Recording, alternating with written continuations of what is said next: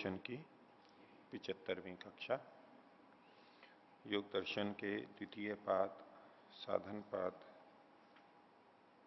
में यमों का विषय हमने पीछे देखा था। पांचों यमों का वर्णन करने के बाद में इन पांचों को पूरी तरह पालन करने का अपवाद रहित जाति देश काल समय से अनवच्छिन्न सब भूमियों में रहने वाला उनका आचरण हो, ऐसा करने से इनकी परिपूर्णता होती है और इसको महाव्रत की तरह से कहा गया। जब हम इतनी सूक्ष्मता से और पूर्णता से पालन करते हैं तो ये महाव्रत के रूप में हो जाते हैं। और जहां कुछ शिथिलता रहती है तो उतने अंश में तो पालन होता है, लेकिन वो महाव्रत नहीं कहा जाता। एक सीमा तक हम पालन करते हैं। यमों के प्रसंग में मैंने सत्य के बारे में महर्षि का एक वचन उद्धृत किया था, महर्षि दयानंद का। ऋग्वेद के प्रथम मंडल के 83वें सूक्त का तीसरा मंत्र, जो अजितेंद्रिय भी तेरे सत्य भाषण आदि नियम पालन में निवास करता है, उसमें कल्याण करने हारी सामर्थ्य बसती है और वह पुष्ट होता है। तो ये इस मंत्र के पदार्थ के अंदर लिखा हुआ है, हिंदी पदार्थ में, भावार्थ में नहीं है। उस दिन मैंने भावार्थ खोल दिया था। कल 31वां सूत्र हमने देखा था, उसके व्यास भाष्य में बीच में एक पंक्ति है जो कल रह गई थी, तीसरी पंक्ति है। तो जाति देश काल के बारे में बताने के बाद अब ये अगली बात को कह रहे हैं, सैव त्रिभिर उपरतस्य समयावच्छिन्ना देव ब्राह्मणार्थे न अन्यथा हनिष्यामी इति। तो सैव, सैव मतलब वही, वही अहिंसा, सा एव। यद्यपि सब पे लगेगा, ये सभी यमों पे लगेगा, लेकिन अहिंसा को केंद्रित करके यहां पर कहा गया, इसलिए त्रिभिर उपरतस्य, इन तीन से, तीन कौन? जाति देश काल से जो पृथक ना हो,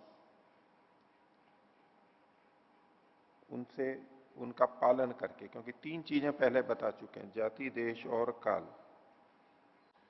ये जो यम है जाति देश काल के अपवादों से जब युक्त होते हैं, यानी वहां बीच बीच में किए जाते हैं, और जब इन जाति देश काल में भी पूरी तरह से वहां से हट जाते हैं, हट जाते हैं मतलब यमों के विपरीत जो आचरण है उनसे हट जाते हैं, उपरत हो जाते हैं, सभी देश सभी जाति और सभी काल में इनसे हिंसा आदि विपरीत भावों से हट जाते हैं। तो ऐसा होने पर भी उसके बाद एक और चीज कही जा रही है, त्रिभिर उपरत से समय अनवच्छिन्ना, सिद्धांत जो नियम किसी ने अपना अपना बना लिया है उससे भी, उसकी सीमा से भी वो रहित होनी चाहिए। उस ऐसा भी कोई नियम वहां पर नहीं लगाया जाना चाहिए। ऐसी वो कैसे, उसके लिए एक उदाहरण दिया था, दिया है यहां पर, देव ब्राह्मणार्थे। देव श्रेष्ठ व्यक्ति, विद्वान व्यक्ति, उनके लिए, ब्राह्मण के लिए तो मैं हिंसा करूंगा, न अन्यथा हनिष्यामी थी, और किसी तरह से और किसी के लिए हिंसा नहीं करूंगा, अपने लिए नहीं करूंगा और किसी के लिए नहीं करूंगा हिंसा, यानी खाने के लिए या तो मांस खाने के लिए या और किसी तरह से, लेकिन देव और ब्राह्मण के लिए तो हिंसा कर दूंगा मैं।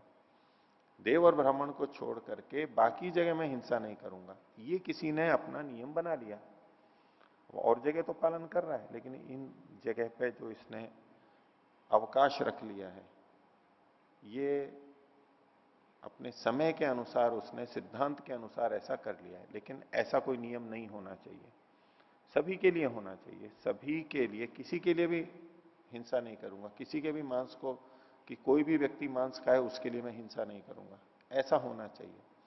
तो ऐसे कई बार हम जिनको अच्छा मानते हैं उनके लिए कुछ छूट रख लेते हैं अपने अपने लिए, अपने अंदर कार्यों में। जैसे कि कोई अपने घर में रहता है तो बिजली की चोरी नहीं करता है वो, ठीक ठीक लेता है, लेकिन कोई धार्मिक कार्य हो, कोई संस्था हो, सामाजिक संस्था हो, तो उसमें या गांव में, शहर में कभी कभी कार्यक्रम होते हैं, बिजली है नहीं, तो वो वहां से तारों से सीधा लेकर के कार्यक्रम कर लेते हैं और उसमें दोष भी नहीं मानते, बोले तो धार्मिक कार्य के लिए, भी मैं अपने लिए थोड़ा ना कर रहा हूं, मैंने मीटर लगवा रखा है, सब ठीक है, लेकिन ऐसे कार्यों के लिए ले लेते हैं। ये भी नहीं होना चाहिए, ये चोरी हो गई ऐसी। कोई मान लीजिए आरक्षण करवाता है, आरक्षण लेता है, उसमें रिश्वत नहीं देता है, लेकिन कोई सन्यासी आए हैं, कोई विद्वान आए हैं और उनके लिए आरक्षण करवाना है, मिल रहा नहीं है, तो ऐसे में वो रिश्वत दे करके या और जिस भी अन्यथा अनुचित तरीके से आरक्षण ले लेगा। अब उसको वो कहेगा तो मैं उनके लिए ले रहा हूं, मेरे लिए थोड़ा ना ले रहा हूं। अब ये उनके अपने कुछ सिद्धांत बन गए हैं कि भाई इनको छोड़ करके वैसे नहीं करूंगा, मैं वैसे चोरी नहीं करूंगा, वैसे झूठ नहीं बोलूंगा, इनके लिए तो कर लो। वो भी नहीं होना चाहिए, वो छूट भी नहीं होनी चाहिए, तब ये महाव्रत के रूप में आते हैं। तो सही व त्रिभिर उपरत समयावच्छिन्ना देव ब्राह्मणार्थे न अन्यथा हनिष्यामी थी। और आगे तो यथाच क्षत्रियाणाम, ये भी एक समय का सिद्धांत का उदाहरण दिया था, एक ये दिया था, एक ये दो उदाहरण यहां पर दिए गए हैं।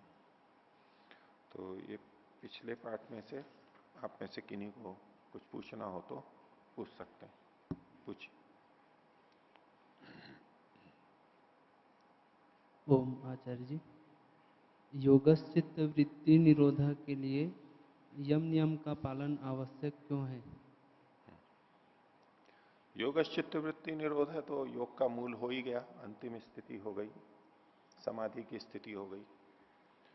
तो हमारी चित्त की वृत्तियां बिखरती क्यों हैं, इधर उधर क्यों जाती हैं? तो उसमें यम नियम के विपरीत आचरण भी कारण बनता है। उदाहरण के लिए हिंसा या अहिंसा को ले लें। एक व्यक्ति हिंसा करता है, दूसरे को मारता है, दंड वैसे ताड़न करता है, जान से मार दिया किसी को, और एक व्यक्ति ने किसी को मारा नहीं है। दोनों में से कौन सा व्यक्ति शांत रह सकता है और कौन सा व्यग्र और चिंतित रहेगा? जिसने मारा है वो अशांत रहेगा। तो वृत्तियों में अंतर आ गया। जी। बहुत अधिक वृत्तियां इधर उधर होंगी उसकी, बहुत अधिक व्यग्र होगा।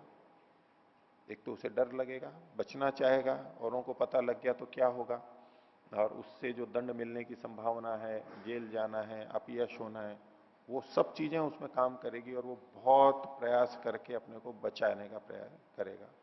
बहुत कुछ सोचना पड़ेगा, उसको बहुत डर होगा और बार बार उसको वो विषय याद आएगा। वो शांति से बैठ नहीं सकता, वृत्ति निरोध नहीं होगा। और जिसने किसी को कुछ किया नहीं है वो आराम से बैठता है। यही बात बाकी चीजों में भी लगा लीजिए। जिसने झूठ बोला है उसको बहुत सोचना पड़ता है, झूठ बोलने से पहले सोचना होता है और झूठ बोलने के बाद भी सोचना होता है, क्योंकि झूठ बोलने का लाभ तो तभी मिलेगा जब लोगों को पता ना लगे कि इसने झूठ बोला है। अगर पता लग गया तो क्या हुआ, झूठ बोला और लोगों को पता लग रहा है कि ये झूठ बोल रहा है, तो क्या लाभ मिलेगा? लाभ भी नहीं मिलेगा और उल्टा हानि होगी। इसलिए झूठ बोलने के बाद भी व्यक्ति बहुत प्रयत्न करता है मेरा झूठ पकड़ा ना जाए, सोचता रहता है किस किस को कहा है, किसको क्या कहा है, कहीं विपरीत ना कह दूं, और उसको ध्यान रखना पड़ता है किसको मैंने क्या चीज कही है। बहुत सी ये सब वृत्तियों के अंदर नहीं आएगा। और जिसने सच्चे सत्य बोला है उसको क्या याद रखना पड़ता है, वो तो याद है ही उसको, ये घटना ऐसी हुई थी, ऐसा ही बोल दिया, अब कोई भी पूछेगा वो बोल देगा। तो ये जब वितर्क होते हैं, ये हिंसा आदि होते हैं, तो हमारे को बहुत अधिक सोचना होता है, बहुत अधिक समय जाता है, वृत्तियां बिखरती हैं और एकाग्र शांत तो वो नहीं हो सकता। उद्विग्न रहेगा, भयभीत रहेगा, आशंकित रहेगा, संदेह की नजर से देखेगा, हर जगह पे उसको आशंका और डर रहेगा, कहीं ऐसा ना हो जाए, मेरी बात खुल ना जाए, पता ना लग जाए, नहीं रह सकता। एक दृष्टि। दूसरा, अब जब औरों को पता लग गया, ये तो है पता ना लगे, इसके लिए प्रयत्न करेगा वो। दूसरों को पता लग गया तो दूसरे भी प्रतिक्रिया करेंगे ना। हमने किसी के प्रति हिंसा की, किसी के साथ झूठ बोला, किसी के साथ चोरी की, किसी के साथ व्यभिचार किया, परिग्रह किया, दूसरों से संबंधित कुछ जो भी है, तो उसको बहुत अधिक समय उसमें लगाना पड़ेगा। दूसरे कुछ प्रतिक्रिया करेंगे, उससे बचने के लिए सोचना होगा, व्यवस्था करनी होगी। और दूसरा आकर के जब बोल रहा है, झगड़ा कर रहा है, हमारे को भी बदला ले रहा है, तब फिर होगा। ये सारी सारी चीजें होंगी ना। तो पहले बचने के लिए अपने आप में, दूसरों को पता नहीं हो तो भी, और जब दूसरे को पता लग गया तब वो स्थितियां बनती हैं। फिर ऐसा करने से वैसे संस्कार भी बन जाते हैं, उस तरह के संस्कार बनेंगे। कल्पना करें कि दूसरों को पता भी नहीं लगा और प्रतिक्रिया भी नहीं हुई और उसने चोरी कर ली, हिंसा कर दी। अब क्या होगा उसको? उस पर इसका एक संस्कार पड़ गया, गहरा संस्कार पड़ गया, क्योंकि वो आचरण में ले आया और उससे उसको कोई लाभ भी हुआ है। जिस उद्देश्य से उसने हत्या की, झूठ बोला, चोरी की इत्यादि, वो उसको लाभ हुआ है या हानि से बचा है। कुछ ना कुछ उसको अपना हित लग रहा है, इसलिए उसने किया।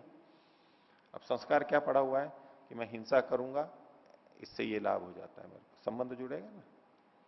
ऐसा सोच के उसने हिंसा की, उसमें वो सफल हो गया, तो उसको एक उपाय नजर आ गया, एक संस्कार पड़ गया। अगली बार वो उसी बुरे कर्म को करने में फिर प्रवृत्त होगा। जब स्थिति आएगी फिर प्रवृत्त होगा। पहली बार तो फिर अपेक्षा से अधिक डर भय रहता है, लेकिन दूसरी, तीसरी, चौथी, जैसे जैसे उसकी आवृत्ति बढ़ती जाती है, संस्कार बनते जाते हैं, उसकी प्रवृत्ति उधर अधिक अधिक होती चली जाएगी, सरलता से होती चली जाएगी। तो वो एक बहुत बड़ी हानि होगी। और जब वो ऐसा जीवन बनाने लगा, इस तरह का जीवन चलने लगेगा, तो उसको वृत्तियां तो उभरेंगी, बहुत अधिक वृत्तियां उभरेंगी। तो इसलिए यम नियम का पालन करना वृत्ति निरोध के लिए मूलभूत चीज है, आधार है। कम से कम हम नए संस्कार तो ना डालें। जो नए बुरे संस्कार डल रहे हैं और उन संस्कारों से फिर वृत्तियां उठेंगी। अभी तक जीवन में हमने जितना भी यम नियम के विपरीत आचरण किया है, वो समस्या खड़ी कर रहा है ना आज। हम करना कुछ चाहते हैं, विचार कुछ आ जाता है। ये क्यों हो रहा है? क्योंकि पीछे हमने यम नियम के विपरीत आचरण किया है, उसके संस्कार पड़े हुए हैं, वो उठ उठ के आएंगे। तो उनको भी क्षीण करना है, उसके लिए अलग प्रक्रियाएं हैं, वो भी हैं, लेकिन कम से कम नया कचरा तो नहीं डालें अंदर। नहीं तो ऐसा ही करते जाएंगे, वो फिर कचरा बढ़ता जाएगा, दुर्गंध आती जाएगी, समस्या बनी रहेगी, जो कि तो रोग आदि ये सब रहेगा। इसलिए उसको रोकना आवश्यक होता है। कोई ऐसी परिकल्पना करे कि मैं यम नियम के विपरीत आचरण करूं और मेरी एकाग्रता बन जाए, नहीं हो पाएगा। तो यम नियम के विपरीत आचरण करेगा, उसकी नींद उड़ जाएगी, उसकी भूख मर जाएगी, वो शांति से सो भी नहीं सकता, वो खा भी नहीं सकता। और नींद और भूख, दो चीजें अगर गड़बड़ हो गई, उसका दिमाग भी ढंग से काम नहीं करेगा, उसका व्यवहार ठीक नहीं होगा, अपने ही कामों को वो गलत ढंग से करने लगेगा, चूकें होंगी उससे, बार बार गिरेगा और कुछ समस्याएं आएंगी, अधिक उत्तेजित होगा, अधिक क्षुब्ध होगा, प्रतिक्रिया बहुत तीव्र हो जाएगी, और फिर अव्यवस्थित व्यवहार दूसरों से होगा। फिर वही एक उलझन चक्र ऐसा चलेगा, एक गलत करने से गलत परिणाम और फिर विपरीत विपरीत स्थिति बनती चली जाएगी। तो इन सब से बचने के लिए यम नियम का पालन आवश्यक है। प्रारंभ में व्यक्ति को लगेगा कि यम नियम का पालन कर रहे हैं तो इसमें तो और समस्या आ रही है, इसके पालन करने में तो और सोचना पड़ रहा है, और कठिनाई आ रही है। तो पीछे आया था, वृश्चिक दंश के समान लगता है विषय भोगों का, उससे बचना, अपने को संयम करना। परिणाम ताप संस्कार दुख, उसके भाष्य के अंदर आया था। और वो सोचता है कि इसमें तो बड़ा कष्ट हो रहा है, सच बोलने में तो बड़ा कष्ट हो रहा है, हिंसा न करने में तो बहुत कष्ट हो रहा है, तो फिर उसके विपरीत आचरण कर लेता है, उसको सरल लगता है और उसमें सर्प से डसा जाता है, हानि कर लेता है। तो प्रारंभ में तो कष्ट होगा इसको। अगर कुछ भी सद गया है तो उसको अच्छा लगेगा, परिणाम तो अच्छा ही आने वाला है, लेकिन प्रारंभ में तो कष्ट प्रतीत होगा, क्योंकि वो पिछले संस्कार उसको क्षीण करेंगे, उधर खींचेंगे, उधर से रोकेंगे, गलत तरफ ले जाएंगे। उस समय अगर कोई कहे कि देखो इससे तो मेरे को और वृत्तियां उठने लग गई, भोजन में संयम करना है, तो एक तो है कि नियंत्रण में रहे, एक है कि खा लिया और छुट्टी की बस, और नहीं खाया तो वो दिन भर घूमेगा दिमाग में वो भोजन। जो नहीं किया है वो दिन भर घूमता रहेगा, अब बार बार याद आती रहेगी उसकी। तो भोजन में संयम रखा, इससे वृत्तियां ज्यादा बढ़ गई, और खा लेते तो बस शांति थी उसी समय। क्या सोचना, ऐसा स्थूल चिंतन प्राय करके होता रहता है, प्रारंभ में ऐसा ही प्रतीत होगा, लेकिन वो प्रक्रिया है, हम जैसे ही भोगेंगे उस समय थोड़ी देर के लिए तो शांति प्रतीत होगी, और फिर आएगी, फिर संस्कार उठेगा, फिर और चाहिए, फिर और चाहिए, वृत्तियां रुकेंगी नहीं। असंयम की तरफ जाएंगे, वृत्तियां रुकने वाली नहीं है, बढ़ती चली जाएंगी। हाँ, संयम कर रहे हैं तो शुरू में तो कष्ट होगा, उस समय ऐसा प्रतीत होगा कि ये तो बहुत वृत्तियां उठ रही हैं, लेकिन उससे वो वृत्तियां क्षीण होने की तरफ जाती हैं। ऐसे ही है कि बहुत धूल हो, गंदगी हो, तो सफाई करेंगे तो थोड़ी तो धूल उड़ेगी ना, तो इससे अच्छा तो सफाई ना करना था। नाली को साफ करेंगे तो दुर्गंध आने लग जाती है, बोले इससे अच्छा तो ये तो सफाई कर रहे हो तो और ज्यादा दुर्गंध आ रही है। वैसा तो प्रारंभ में लगेगा, लेकिन कुल मिलाकर के परिणाम अच्छा आएगा। और यदि इसमें भी युक्ति पूर्वक किया जाए, सफाई युक्ति पूर्वक की जाए, ऐसे साधन हो, उपाय हो, तो धूल भी नहीं उड़ेगी और सफाई भी हो जाएगी। लेकिन अगर उड़ रही है तो भी उड़ रही है, कोई बात नहीं, हमें पता है कि उसका उपचार करेंगे और थोड़ी देर में ठीक हो जाएगा, ये तो थोड़ी देर में धूल वूल सब ठहर जाएगी, सफाई हो जाएगी। तो ऐसा ही यम नियम के बारे में भी है, इसके विपरीत आचरण करते हैं, वृत्ति उठेगी, अधिक अधिक बनेगी, और इसका पालन करते हैं तो वृत्तियां शांत हो जाएंगी। तो ये चित्तवृत्ति निरोध में सहायक बनते हैं, आधार बनते हैं। ठीक है, आगे। धन्यवाद।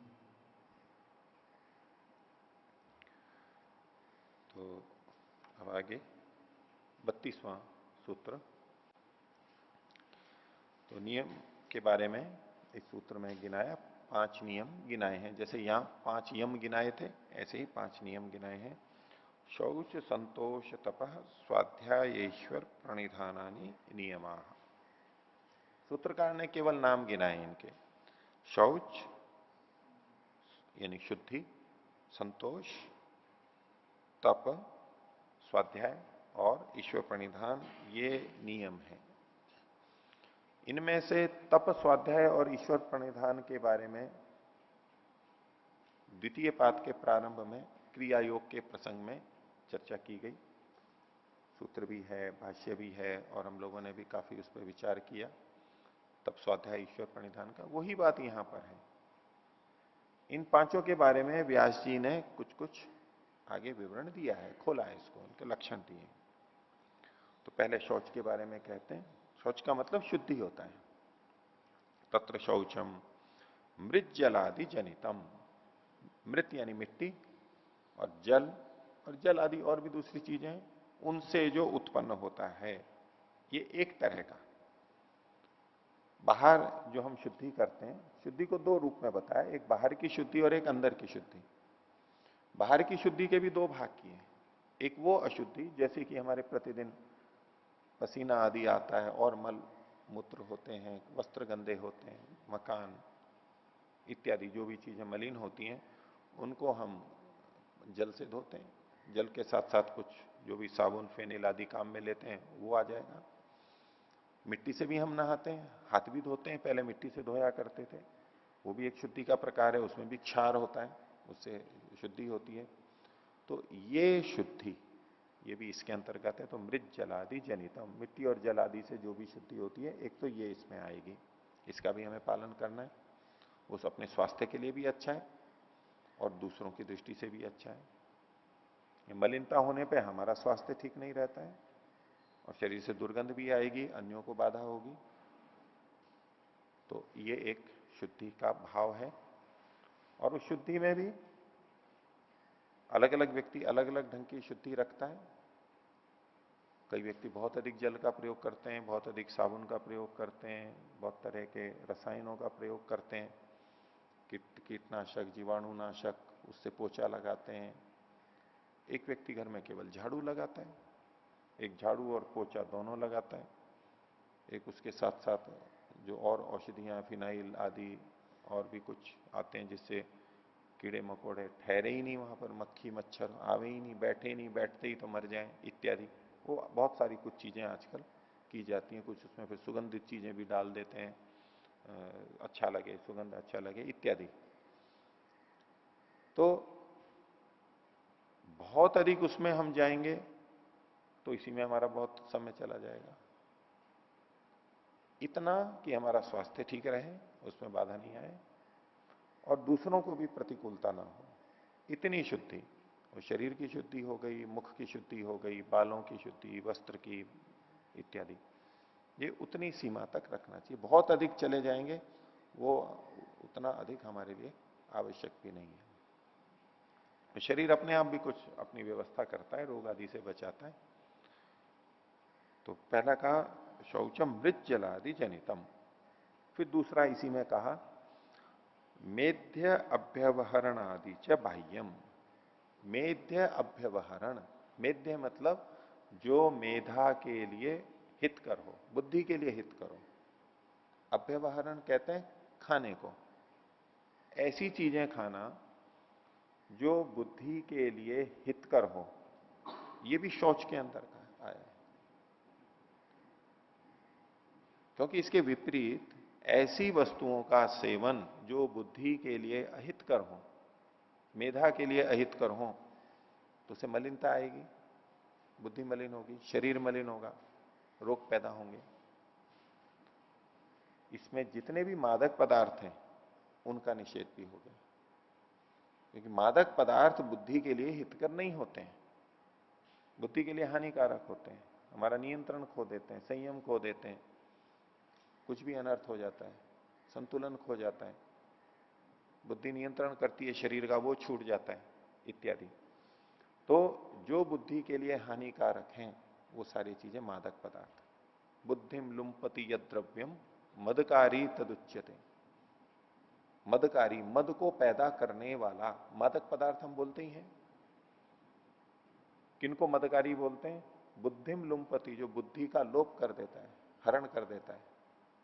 यद द्रव्यम, जो भी द्रव्य है हमारी बुद्धि का हरण करता है, चेतना का हरण करता है, यानी हमारी समझ को कम कर देता है, हमारी जागरूकता को कम कर देता है, वो मदकारी कहे जाते हैं।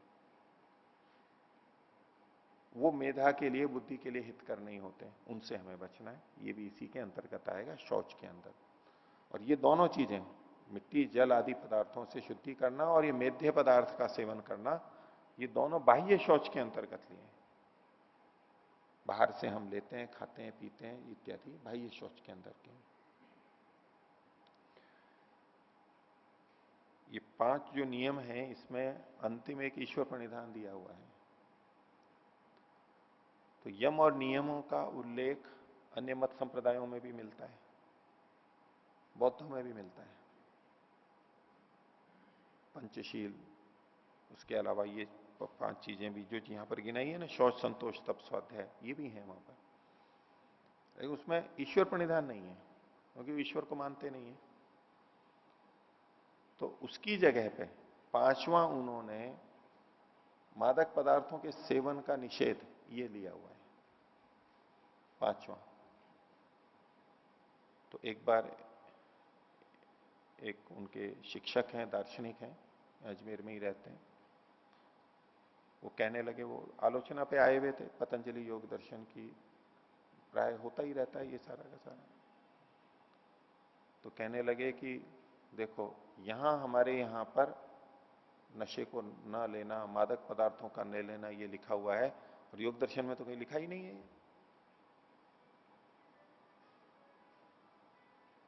ये भले ही खाते पीते रहें, इनका सेवन करते रहें, इसकी तरह ये भी तो होना चाहिए। तो बहुत महत्वपूर्ण है। आज समाज कितना इसकी तरफ जा रहा है, नशे आदि से, उससे बचेगा तो साधना करेगा, तो ये तो होना चाहिए था, इन्होंने नहीं कर रखा है। तो उन्होंने तो ईश्वर प्रणिधान उनको स्वीकार ही नहीं है। ये तो कहने को तो हम भी कह सकते हैं कि भाई आपने ईश्वर प्रणिधान नहीं ले रखा। बोले ईश्वर ईश्वर तो काल्पनिक चीजें हैं, उसको तो छोड़ो, लेकिन ये तो होना चाहिए, तो व्यवहार की बात है हमारी। तो उनको उत्तर इस प्रकार से दिया जाता है कि जिस नशे की पदार्थों का आप निषेध कर रहे हो, तो पतंजलि या योग दर्शन में उसका समर्थन नहीं किया गया है। ये नशे की चीजें ले सकते हैं, पहली बात तो कहीं ऐसा नहीं है। और आप कह रहे हो कि निषेध नहीं किया गया, तो निषेध भी किया गया है इसमें। ये व्यास जी ने लिखा है, सूत्र में नहीं आया है वो, लेकिन शौच की व्याख्या व्यास जी ने की है। उस परंपरा का भाष्य है ये, उस भाष्य के अनुरूप हम देते हैं। उस परंपरा में यही अर्थ लिया जाता है। शौच के अंदर मेध्य पदार्थों को खाना, इससे पता लगता है अमेध्य पदार्थों का, मादक पदार्थों का निषेध यहां किया गया है। तो कई बार ऐसे ऐसे आरोप आ जाते हैं, ऊपर ऊपर से देखते हैं, सूत्र से देखते हैं, अंदर का उनको पूरा पता नहीं होता है। उनको तो आलोचना करनी है किसी भी तरह से, उसको नीचा दिखाना है, हे दिखाना है, वो प्रवृत्ति रहती है। तो ऐसी समालोचनाओं में अगर इस ये समालोचना हो तो हम ये मेध्य अव्यवहारण वाली बात को कह सकते हैं। तो ये तो हुआ बाह्य शौच। दूसरा आभ्यंतर शौच। आभ्यंतरम चित्तमलानाम आक्षालनम। चित्त के, मन के जो मल हैं उनका आक्षालन, उनका क्षालन कहते हैं सफाई करना, आक्षालन पूरी तरह से उसको हटाना, अच्छी तरह से उनको हटाना। तो बाहर की शुद्धि और अंदर की, मन की शुद्धि, मन का मैल, चित्त का मैल, चित्त की गंदगी, उसको हटाना, ये भी शौच के अंतर्गत आता है। जो प्रक्रिया हमने क्रिया योग में देखी थी, उसमें भी चित्त को शुद्ध करने की बात कही गई थी। उसमें तप स्वाध्याय ईश्वर प्रणिधान के माध्यम से किया गया था। तो यहां ये ध्यान रखना कि मुझे अंतःकरण को शुद्ध करना है, अपने विचारों को ठीक करना है, नियंत्रित करना है, अधर्म से हटाना है, संस्कारों को ठीक करना है, और उसके लिए प्रयत्न करना, ये भी शौच के अंतर्गत आता है। तो बाहर का शौच और अंदर का शौच, ये पहला नियम हुआ। ये नियम है, जैसा पहले भी मैंने आपके सामने रखा, ये व्यक्ति से खुद स्वयं से संबंधित अधिक है, व्यक्तिगत है। यम समाज से संबंधित अधिक है। वैसे दोनों का दोनों से संबंध जुड़ा हुआ है, लेकिन अधिकता की दृष्टि से नियम व्यक्ति से अधिक जुड़े हुए हैं। इसलिए इसकी व्याख्या करते हुए कहा जाता है, नियम में कहा जाता है, नियम्यन्ते कर्तव्यतया बुद्धौ निश्चीयन्ते इति नियमाः।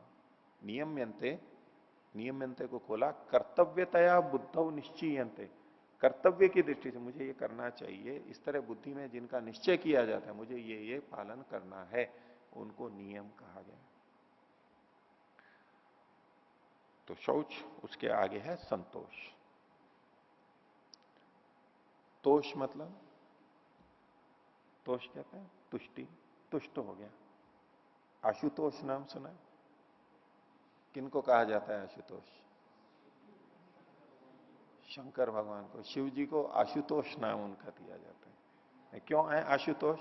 आशु मतलब शीघ्र, जल्दी से, तो जल्दी से संतुष्ट हो जाते हैं, थोड़े से संतुष्ट हो जाते हैं, शीघ्र तुष्ट हो जाते हैं, आशुतोष।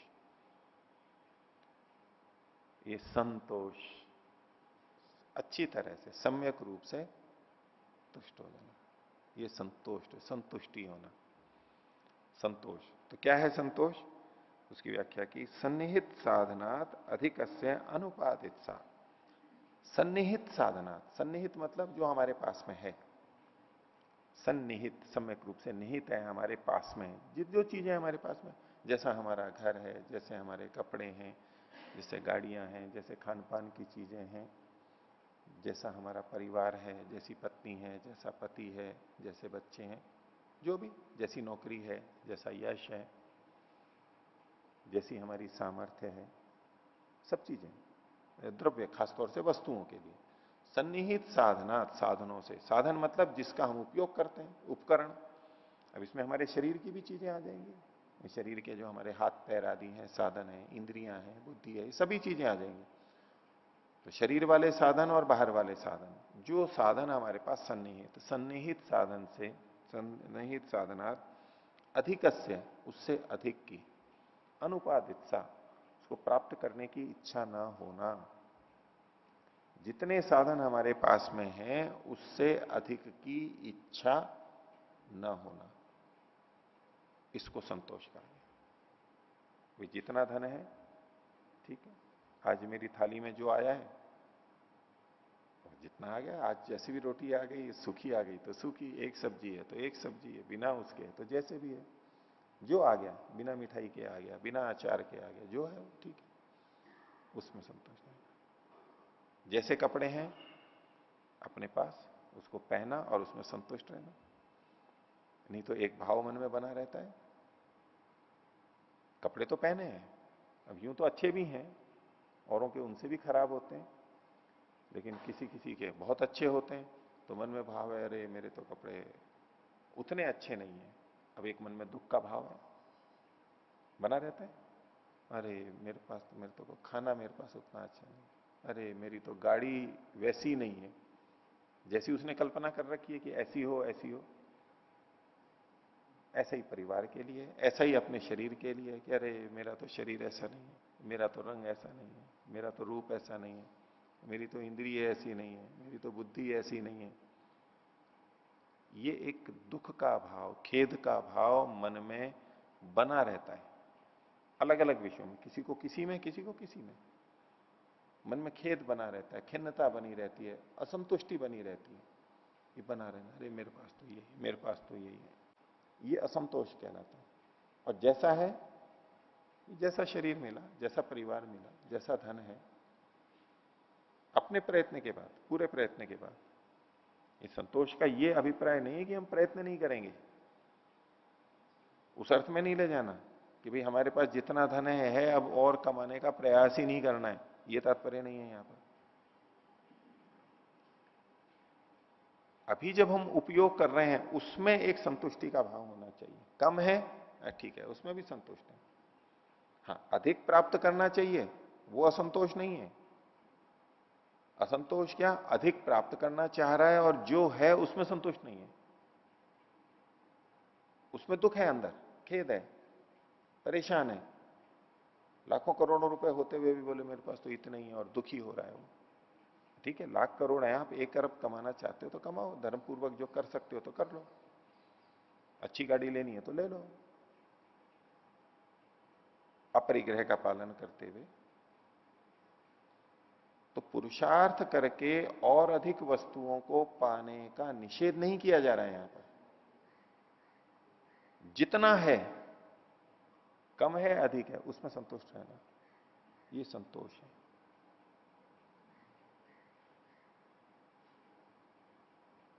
एक जो वचन कहा जाता है, कर्मण्येवाधिकारस्ते मां फलेषु कदाचन, कर्म में तेरा अधिकार है, जितने कर्म करना है कर ले, अधिक से अधिक करना है कर ले, जो भी धन कमाना है, उन्नति करनी है, शरीर अच्छा बनाना है, बुद्धि अच्छी बनानी है, यश अच्छा करना है, जो करना है कर ले, उसमें अधिकार है तेरा, जितना चाहे कर ले, जितना कर सकता है कर ले। मां फलेषु कदाचन, लेकिन उस कर्म करने के बाद में जो फल मिला है उसमें ये अधिकार ना करे, ये भावना कि नहीं इतना तो होना ही चाहिए था, इतना तो होना ही चाहिए था, और जो है उसमें बोले ये तो कम है। साधक व्यक्ति अगर किसी चीज की कमी भी अनुभव करता है, ये तो वास्तविकता है, वो तो रहेगा कि भाई आज मेरे को रोटी कम मिली, अचार मिलनी चाहिए थी, आज 2 ही मिली है, जैसी चाहता हूं वैसी नहीं मिली है, ये तो ज्ञान हो गई, इसमें कोई दोष नहीं है। पता है कि भाई ऐसा चाहिए, ये नहीं है, ये सब्जी मेरे को अनुकूल है, वो नहीं है, ये विपरीत है, वो आज आ गई सामने, और ठीक है, ये तो बोध होगा ही। और इसका ये भी मतलब नहीं है कि हमारे स्वास्थ्य के प्रतिकूल हो उसको भी ये सोच करके खाते ही चले जाएं, कभी कभी होता है, लेकिन अगर रोग है तो उससे बचना, ये संतोष का ये मतलब नहीं है, स्वास्थ्य को तो ठीक रखना ही है। लेकिन किसी भी परिस्थिति से जो भोजन या जो सब्जी आ गई, पता लग रहा है कि कम है, इससे असंतोष नहीं हुआ, लेकिन जो आई उसको खाली कोई बात नहीं, आज इतना ही सही, ये अब संतोष का भाव है। तो संतोष रखने का ये अर्थ नहीं है कि हमें कोई किसी चीज की कमी अनुभव ना हो। कमी तो जो है होगी। पानी कम है तो है, पता लग रहा है कि पानी है, कम है, आज पानी नहीं है तो आवश्यकता है। लेकिन पानी कम हुआ तो उतने में अपना काम चला लिया और मन में खिन्नता नहीं आने दी, तुष्ट रहे, संतुष्ट रहे, यही संतोष।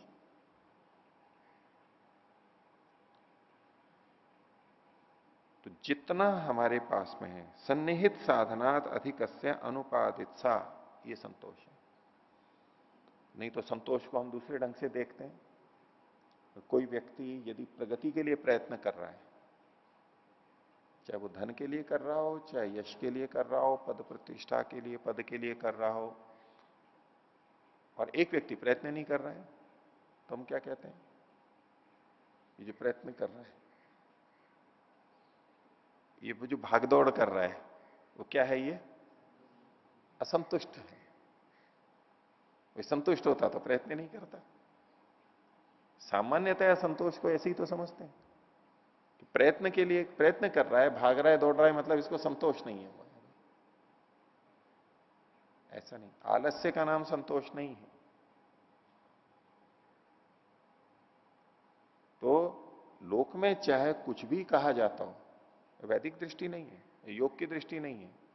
क्योंकि अगर ऐसी दृष्टि मानते हैं तो उसके साथ साथ ये वितर्क आता है, और आधुनिक लोग ये कहते ही हैं बहुत, बोले जी संतोष करेंगे तो फिर प्रगति कहां होगी, देश की प्रगति क्या होगी, संसार की प्रगति क्या होगी, जैसा है वैसे ही संतुष्ट हो जाते हैं ना। इस संतोष के कारण ही तो हम पिछड़े रह गए, भारत इतना पिछड़ा रह गया। ठीक है, जो है वो है। संतोष का ये गलत स्वरूप समझ लिया, इसलिए पिछड़े रह गए। संतोष ये नहीं है। शब्द तो यही कहेंगे, सन्निहित साधनों से अधिक की इच्छा न करना। उसका क्या मतलब है? कि उससे संतुष्ट रहना। संतोष शब्द ये कह रहा है, ठीक है जितना है उतना है, लेकिन प्रगति ना करना उसका निषेध नहीं है, वो तो करना ही है, प्रयत्न करना ही है। हमारे यहां पर अप्राप्त की प्राप्ति, प्राप्त की वृद्धि, प्राप्त का रक्षण, रक्षित की वृद्धि, वो क्षय ना हो, ये सब प्रयत्न है, उचित है, इसमें कुछ भी अनुचित नहीं है। लेकिन यहां पर दो चीजें साथ में काम करती हैं, एक अपरिग्रह और एक संतोष। हम संतोष की ऐसी व्याख्या कर लेते हैं जो कि अपरिग्रह ही कहलाती है। दोनों में अंतर है, दो अलग अलग चीजें पढ़ी गई हैं, नहीं तो एक ही हो जाते हैं। अब सामान्यतः जो हम व्यवहार करते हैं उसमें अपरिग्रह और संतोष को घुला मिला करके देखते हैं, उसका अलग नहीं कर पाते। संतोष मतलब जितनी चीजें हैं उतनी, थोड़ी सी में काम चला लेना। संतोष का मतलब थोड़ी में काम चला लेना। अपरिग्रह में भी वही कहेंगे, भाई अधिक इकट्ठा ना करना, जो थोड़ा सा है उसी में संतुष्ट रहना। तो अपरिग्रह के साथ साथ संतोष जुड़ा हुआ रहता है, आपस में संबंधित हैं, लेकिन फिर भी दोनों में अंतर है। संतोष की बात तो अभी आपके सामने रखी है।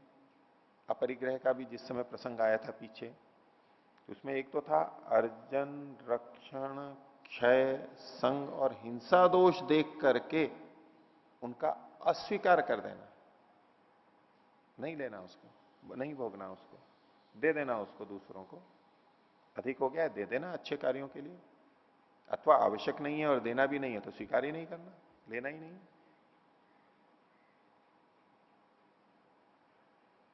संतोष में ये नहीं कहा जा रहा कि हमें थोड़ा ही रखना है,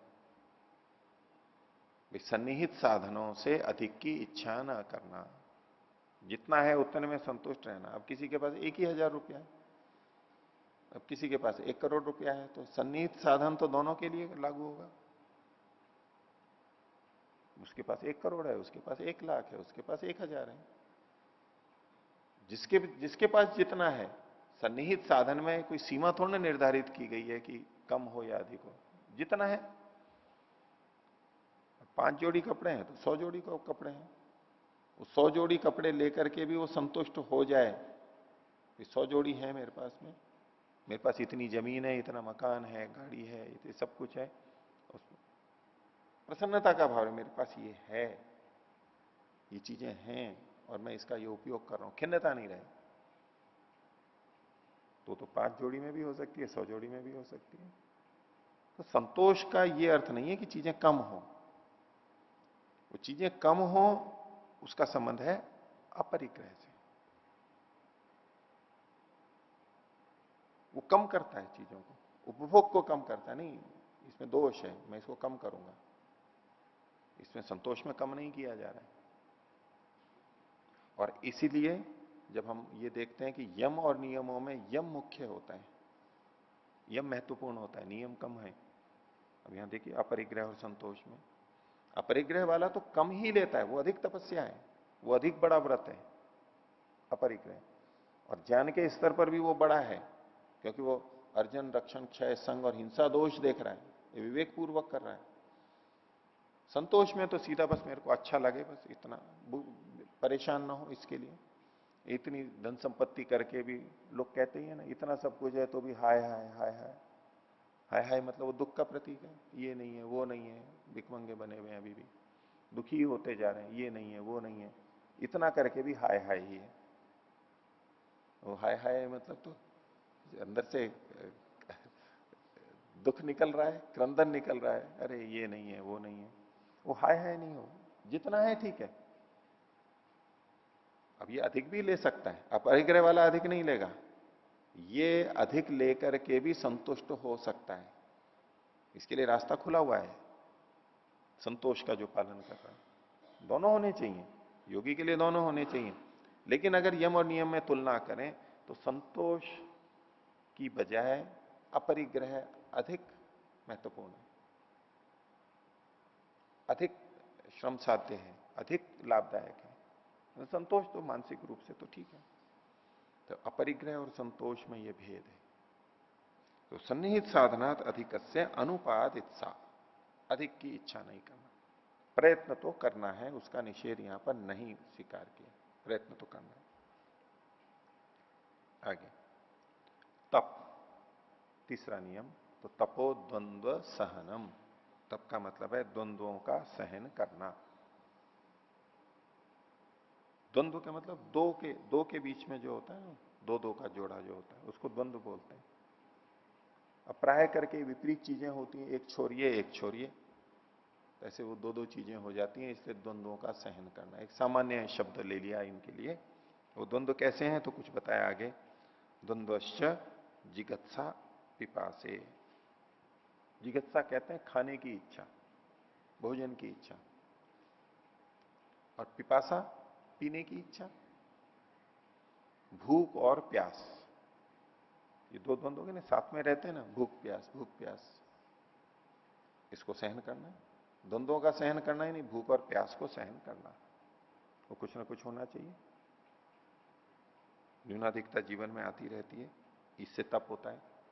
दूसरा कहा शीतोष्ण, ठंडी और गर्मी, ये भी दो द्वंद्व हैं, साथ ही साथ में जुड़े हुए हैं ये। तो कभी ठंडी को भी सहन करना होता है, कभी गर्मी को भी सहन करना होता है, ये भी एक तप है, सर्दी गर्मी को सहन करना। स्थान आसने, खड़े रहना या बैठना, ये भी एक, दोनों जुड़ी हुई चीजें, खड़ा हुआ और बैठा रहना। तो कभी केवल खड़े रहना होता है तो वो भी तप है, यात्रा में कभी खड़ा रहना होता है, स्थिति है, अथवा और कहीं खड़ा रहना होता है, कहीं बैठना होता है, तो बैठे बैठे भी तो परेशान हो जाते हैं, वो उठ नहीं सकते वहां पर। कई जगह सभा में और कहीं बैठे हैं तो वो लंबी सभा चल रही है तो उठ नहीं सकते बीच में, वो कष्ट भी हो रहा है तो भी बैठे हैं। कई जगह पे हो सकता है, वो वाहनों में भी हो सकता है, सभा में हो सकता है, कहीं भी कोई स्थितियां ऐसी होती हैं वे उठ नहीं सकते। तो स्थान और आसन ये हो गए। काष्ठ मौन आकार मौने च, दो प्रकार के मौन कहे, एक काष्ठ मौन एक आकार मौन। काष्ठ कहते हैं लकड़ी को, लकड़ी की तरह से हो जाना,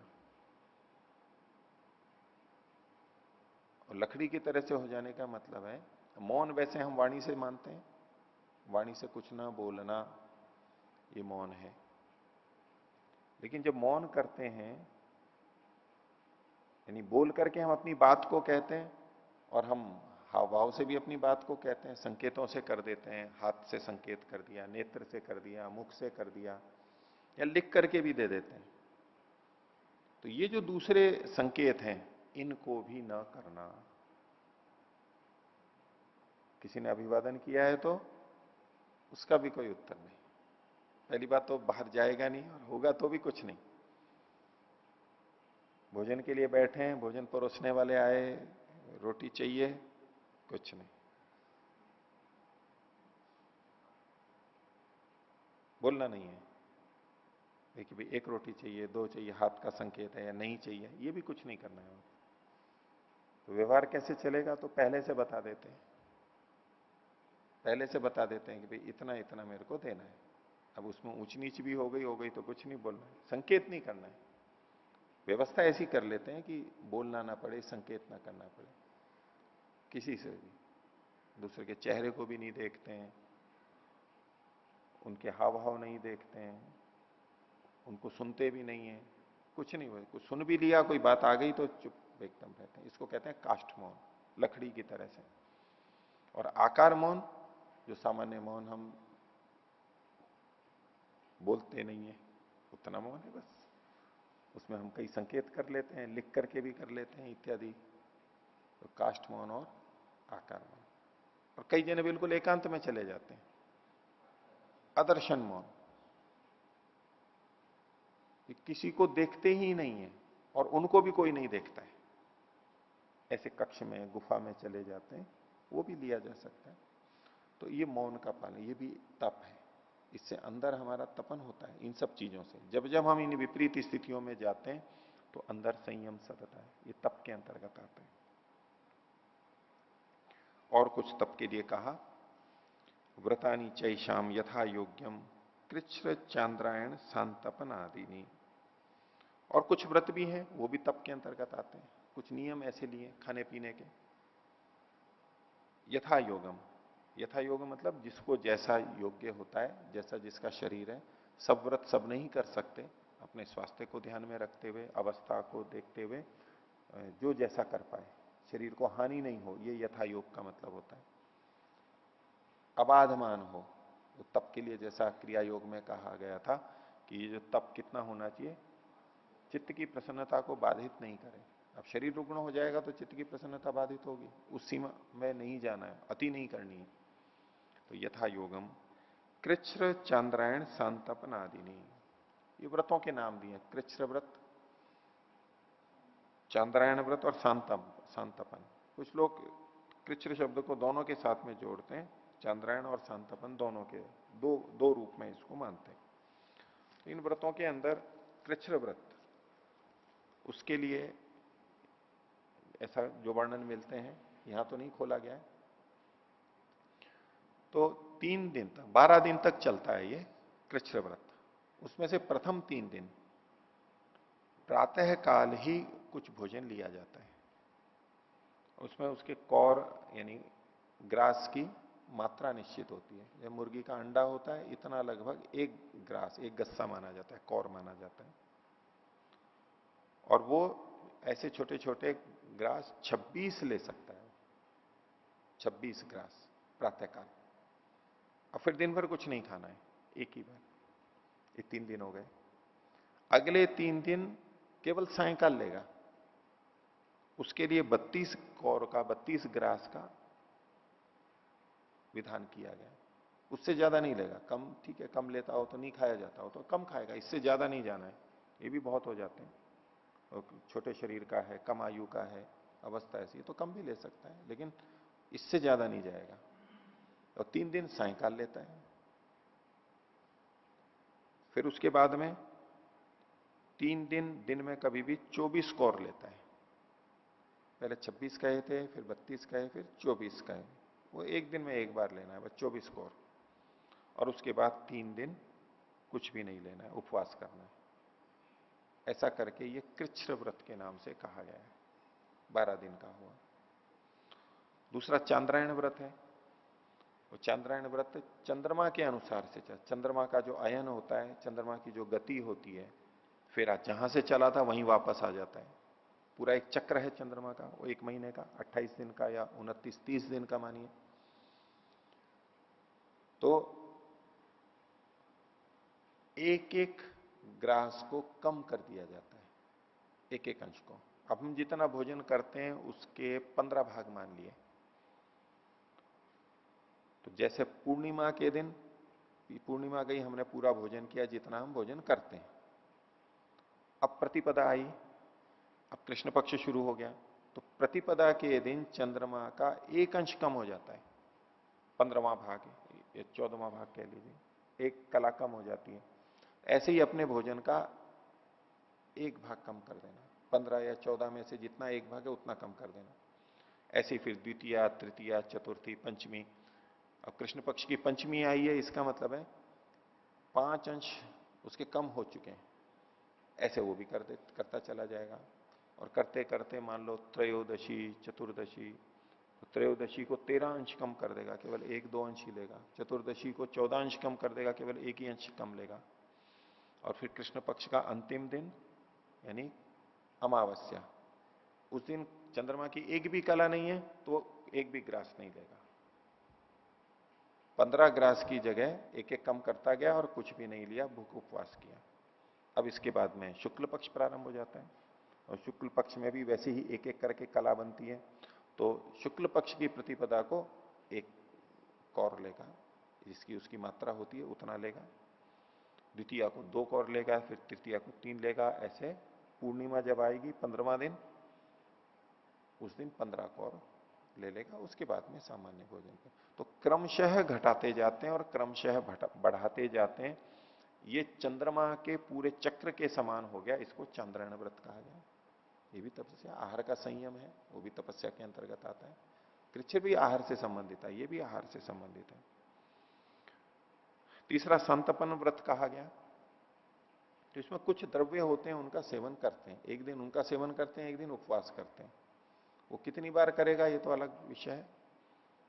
एक दिन लेते हैं, एक दिन उपवास, एक दिन लेते हैं, फिर दूसरे दिन उपवास, ऐसे। लेकिन एक दिन लेना, एक दिन उपवास करना, ये संतपन व्रत हो गया। तो उसमें जो चीजें ली जाती हैं, उसमें पंचगव्य की चीजें हैं, यानी गोमूत्र, गोबर, दूध, गोदुग्ध, गोघृत, गोदधि और कुशा का जल। कुछ घास होती है, उसका जल रस निकालें या उसका काढ़ा बना लें, उसका पानी होता है। इनकी भी मात्रा निर्धारित की गई है, इतना इतना माशा इनको लिया जाता है। तो उसके लिए गोमूत्र को 8 माशा, गोबर 16 माशा दुगना यानी, और गोदुग्ध 12 माशा, गोघृत 10 माशा। एक माशा मतलब लगभग 1 ग्राम, एक माशा 1 ग्राम के लगभग मान के चलिए। जैसे 1 ग्राम से थोड़ा कम होता है, वो 952-54 ग्राम होता है। आज का जो ग्राम है, नहीं, मिलीग्राम। एक ग्राम में, अच्छा वो किलो में हो गया, ठीक है। अपना जो किलो और सेर का अंतर है, तो माशा थोड़ा छोटा होता है, तो सेर जो होता है वो सेर है 952-54 ग्राम का होता है, और किलो होता है उसमें 1000 ग्राम होते हैं। ये माशा मतलब 1 ग्राम, लगभग 1 ग्राम मान के चलिए। 12 माशे का 1 तोला, 12 माशे का 1 तोला होता है। आजकल 10 ग्राम का 1 तोला माना जाता है, उसमें थोड़ा अंतर है, तो थोड़ा छोटा है मेरे को जहां तक ध्यान आ रहा है। माशा थोड़ा छोटा है, लेकिन सामान्य समझ के लिए आप ग्राम या मिलीग्राम, ml ये अर्थ ले सकते हैं। तो इनको मिला करके और उसका सेवन करते हैं, और कुछ नहीं सेवन किया जाता है। तो ये संतपन व्रत है। ये व्रत कुछ बताए गए, ये तप के अंतर्गत आएंगे। अब तप में मुख्य लक्षण क्या है? तपो द्वंद्व सहनम, द्वंद्व का सहन करना। और द्वंद्व ये हो गई भूख प्यास, इसके साथ साथ और भी चीजें जोड़ी जाती हैं, हानि लाभ, मान अपमान, ये भी द्वंद्व है। हानि होना लाभ होना जुड़े हुए हैं, और मान और अपमान, सम्मान या अपमान, ये भी साथ में जुड़े हुए हैं, इनको भी लिया जाता है, इनका सहन करना। एक योग के विषय में प्रचलित है श्लोक, समत्वम योग मुच्यते, समत्व का भाव, हानि लाभ मान अपमान में तटस्थ रहना, सम रहना, योग का भाग है। ये भी एक तपस्या है, साधना है ये भी। और इस पे बहुत जोर भी दिया जाता है, कुछ लोग इसी की साधना करते हैं और इसको वो साधना के फल के रूप में भी देखते हैं कि साधना कितनी है, वो इससे पता लगेगा कि वो कितना मान अपमान से ऊपर उठा हुआ है, सहन कर सकता है, कितना हानि लाभ को सहन कर सकता है, सम स्थिति में रहना, उस समत्व को योग कहा जाता है। तो वो बात यहां पर है। और इसके साथ साथ हमें यह ध्यान रखना है कि ये समत्व तप के अंतर्गत आया है, तप के अंदर, और तप नियमों के अंदर आया है। और यम और नियम की अपेक्षा यम मुख्य है। ये समत्व होना चाहिए, बहुत रखना चाहिए, कोई दो राय नहीं। और अब जो इसको रख पाते हैं बहुत अच्छी बात है, बहुत ऊंचा है और वो करना ही चाहिए, उसका निषेध नहीं कर रहा हूं। लेकिन आजकल कुछ प्रवृत्ति ऐसी हो गई है समाज में, इस समत्व को ही बहुत अधिक ऊंचा माना जाता है। हानि लाभ मान अपमान को सहन करना जैसे कि योग की अकेली कसौटी है। कुछ भी हो गया अपने को समान रखो। योग दर्शन में भी ये सम्मिलित हो रहा है, लेकिन हमें ये ध्यान रखना है कि ये नियम के अंतर्गत है। आपको ऐसे व्यक्ति मिलेंगे बहुत सारे, वैसे यमों का भंग करेंगे लेकिन समत्व का भाव रखेंगे। ठीक है, जितनी हिंसा की हो गई ठीक है, जितना मिल गया उतना ठीक है, कम आया तो कम सही, ज्यादा आया तो ज्यादा सही। बड़ा हाथ मार लिया तो भी समय, और बड़ा नहीं हाथ लगा कम है तो भी समय, अधिक माल हाथ लग गया, अधिक रिश्वत हाथ लग गई, सम है। समत्व मात्र नहीं, समत्व भी होना चाहिए। वही संतोष के अंतर्गत भी वो चीज आ रही है हमारी, संतोष में भी वो जो है उसमें संतुष्ट है, जुड़ी हुई बात है। लेकिन ये नियम हमें ये हमेशा ध्यान रखना है। एक वो व्यक्ति है जो यमों का पालन कर रहा है, ठीक है, वो स्थितियों में सम नहीं रह पाता है। एक दूसरा व्यक्ति है वो सम तो रह रहा है लेकिन यमों का पालन नहीं कर रहा है। तो यदि उन दोनों में तुलना करनी हो या हमें अपना निरीक्षण करना हो तो हमें यमों को अधिक महत्ता देनी है। वो व्यक्ति अधिक ऊंचा साधक है तो यमों का पालन कर रहा है, दूसरा यमों में शिथिल है लेकिन वैसे सम रहने का प्रयास कर रहा है। योग की अधिक ऊंची स्थिति नहीं है वो, और ना अधिक वो जा सकता है। हाँ, जिसका यम नियम दोनों सधर है उसमें भी समत्व देखा जाएगा। जिसने यमों का भी पालन किया है, कर रहा है, और समत्व पे भी है, वो तो ऊंचा है ही, वो तो इन दोनों से ऊंचा है। लेकिन यदि हमें कहीं तुलना करनी हो, हमें देखना हो कौन अधिक चल रहा है, या हम अपने ऊपर भी परीक्षण करें, तो इस बात का ध्यान रखना चाहिए। ये जो समत्व है ये तप के अंतर्गत आता है। तपो द्वंद्व सहनम, मान अपमान हानि लाभ को सहन करना, ये तप के अंतर्गत आता है। इसी में संतुष्ट नहीं हो जाना है कि मैंने तो ये स्थिति बना ली है, अब कुछ देखना ही नहीं है, बस समभाव रखें। कईयों की साधना ही केवल इसी पे केंद्रित है। हाँ, अंतिम जो समत्व है वो बहुत ऊंची चीज है, लेकिन प्रारंभ में भी समत्व और बस केवल समत्व उसी पे रहते हैं, बाकी पे ध्यान नहीं देते, जो वहां कमी रह जाएगी। बाकी पे भी ध्यान देते हुए, यमों पे ध्यान देते हुए जब हम समत्व की बात करते हैं तो बहुत अच्छा है, उसको हमें करना चाहिए। तो आज का विषय इतना ही रखते हैं।